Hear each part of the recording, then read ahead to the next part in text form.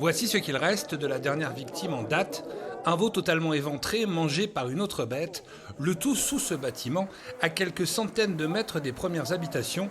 Une autre bête de Nicolas Fleureau, l'éleveur, avait connu le même sort quelques heures auparavant. Le soir, j'ai décidé de rentrer ces animaux, les 12 animaux donc, qui restaient, dans les deux box là. Et au matin du samedi, je suis arrivé et j'ai vu cet animal, un des plus petits du lot, un animal de 6 mois, pareil pour l'extérieur de 6 mois, dans cet état-là. Depuis mardi, ce sont 3 exploitations dans un rayon d'1 kilomètre qui ont reçu la visite de cet étrange animal, avec, à chaque fois, soit des bovins ou des ovins dévorés sur place.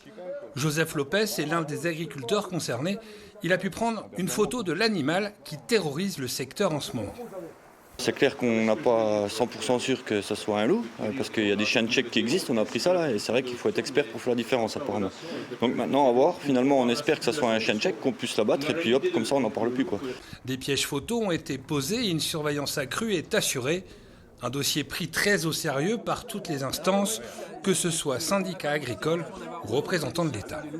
Si c'est avéré que c'est un vrai loup, eh bien, il faut mettre en place naturellement toutes les dispositions qui sont prévues dans le plan loup pour faire du tir d'effarouchement, du tir de défense, etc., etc. Sans attendre, des mesures de protection ont été prises, puisque hier soir, on a demandé à 2 lieutenants de louveterie de rester sur place. Donc ils ont passé la nuit ici pour éventuellement mettre en place des tirs d'effarouchement qui sont rendus possibles dans le cadre de la réglementation.